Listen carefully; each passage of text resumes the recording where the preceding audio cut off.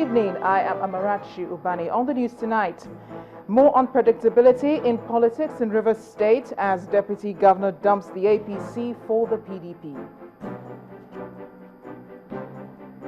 The ruling party in Rivers State calls a Deputy Governor a traitor, says his exit will not affect the political fortunes of the party in the forthcoming elections. And the two major political parties continue to dominate the political space, with President Jonathan and General Buhari reeling out reasons why Nigerians should vote for them. Police search for a third man in the Tunis Bardo Museum attack in Tunisia.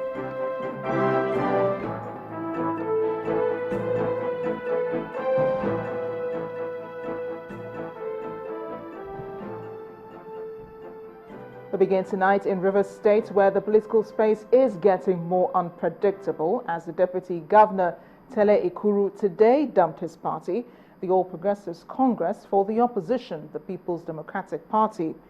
This is coming less than a week to the presidential election. In a statement, Mr. Ikuru explained that his defection from the APC was a result of what he described as the deception and falsehood the party thrives on. He says, and I'm quoting here, "After carefully studying, interacting and analyzing the leadership of the party, I have come to the sad conclusion that the APC is a party of rebels, insurgents and anarchists, clothed in robes of pretense and deceit. According to the Deputy Governor, posterity will not forgive the people of Rivers if they fail to support the first ever president from the Niger Delta."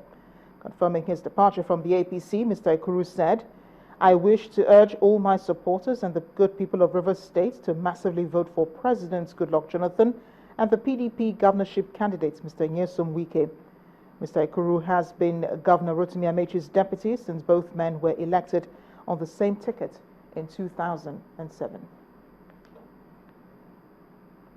In the meantime, the ruling People's All Progressives Congress in Rivers State says the exit of the Deputy Governor from the party did not come as a surprise, as he's always been a PDP member. The party's chairman in Rivers State, David Zikana, also says his exit will not affect the party. He insists that the Deputy Governor is not a major stakeholder in the APC, as he's always been whining and dining with the opposition, which is why the party refused to give him any major role. He's also described the Deputy Governor as not having the interests of any political party at heart, as he's just serving his personal interest. Yes, Engineer Tele Ikuru is Deputy Governor of Rivers State. But from inception, we in APC never believed that Tele was in APC. After His Excellency, the Governor of Rivers State, declared for APC with other governors, it took quite a while for Engineer Tele Ikuru to identify with anything that had to do with APC. That also was not a surprise to us because, if you recall, Engineer Tele Ikuru has been deputy governorship candidate to 4 different PDP candidates in the same election. That tells you that the man is not a stable character. He is somebody who can contest with, who can deputize for anybody. For instance, if there are 4 aspirants, he will be a deputy for number 1 aspirant. If that aspirant fails, he will convert to number 2. If that one does not pass, he will be a deputy to number 3. As long as his deputy is very comfortable. That is a man that was deputy to Austin Opera. When Austin didn't work, he became deputy to Amechi. When there was Kele, he became deputy to Celestine Omea. And when Celestine left, he now finally became deputy to Amechi. So for Osinokbara, Omeha, and Amechi, he was loyal to all of them. Now you can see the character that we are talking about. But most importantly is that the Deputy Governor is the first cousin of Prince Uche Secondus, who is the National Deputy Chairman of the PDP. Mr. David Zikanya, the APC chairman in Rivers State. And what has been a busy day for President Goodluck Jonathan, he says he expects Nigerians to vote him again in the next elections to enable him consolidate on his administration's gains in the last 4 years. President Jonathan, who participated in a presidential debate in Abuja today, highlighted some of his administration's strides with a focus on youth, women and health.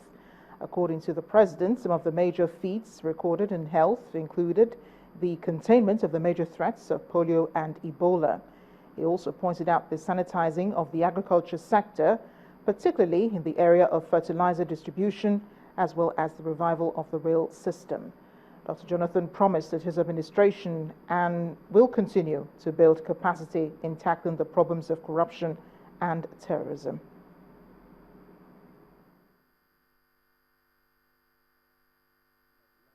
From that time to date, I became a president. Every year, federal government, state government spends billions on fertilizer. Just about 10 to 11% of the fertilizers get to the farmers. The rest are smuggled out of this country. Even the one that gets to the farmers, 50% of them are adulterated with fine sand grains. And we said no. We use the electronic wallets to get the fertilizer procurement sanitized. So as we are talking now, there is no iota of corruption in that sector. There are other areas. In terms of managing our payroll, that is another area where a lot of corruption happens at all levels, local government, state, federal government, and various parastatals. We introduced the APC, the integrated payroll system, and we've wiped out that. And we're also using the product where all revenue agents of government, you are no longer going to collect cash. You have to use the same system, key into the same platform to collect revenue. So there's no provision for anybody to steal. The procurement processes, we are enhancing the Bureau for Public Procurement. We did not start it. It was started by, of course, the PDP government led by President Obasanjo. We are strengthening it where contracts are awarded. The area of inflating contracts, that's another area where corruption is perpetrated. And what we are doing now is that the issue of procurement is being done thoroughly. And whatever value is compared with global best practice. So the room for inflating contracts has dropped drastically. A little may be there, but it has dropped drastically. And we are going into all the sectors. Most people talk about the oil industry, which I will not tell you now, because that is an industry where a lot of people are there and a lot of money is involved. But I promise you, in the next 4 years, we will sanitize the oil sector. Just get us there. And this stigmatization of Nigerians will stop in the next 4 years.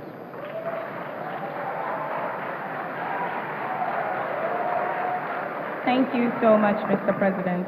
Before we go further, we were so nervous meeting you, we forgot to introduce ourselves. My name is Adiola Motikwalua Sinitayo Otsunoga, and my co-host. Perwe Prince. Oh, we do apologize for the quality of picture and audio of that video. Those were live pictures from the Oko Hotel and Suites, where President Goodluck Jonathan is meeting with 2,000 young professionals from the United States and the UK. Just before the video, we had to cut it off, was a question coming in from the US, from Nigerians gathered at the UN headquarters. Now, when the News at 10 returns, APC presidential candidate meets the physically challenged in Lafia, Nasarawa, and promises a better deal. That's in a moment. Please join us again.